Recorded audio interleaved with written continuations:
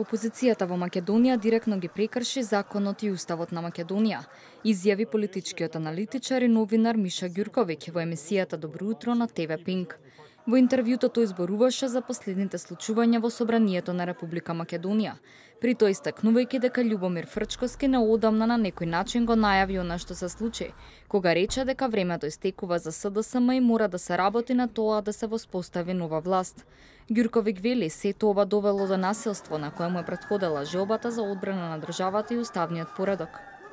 Имате, dakle, konkretno kod Zajeva i SDSM da su spremni, što bi rekli kod nas, da prodaju veru za večeru i da, dakle, tu frustraciju da više od 10 godina nisu deo vladajuće koalicije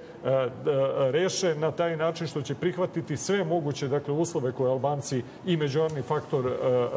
traže, uključujući Tiransku platformu, da bi se dokopali vlasti. Според аналитичарот, албанците во Македонија се обидуваат да се наметнат како мнозински фактор и отвораат процеси што водат до федерализација и кантонизација на земјата.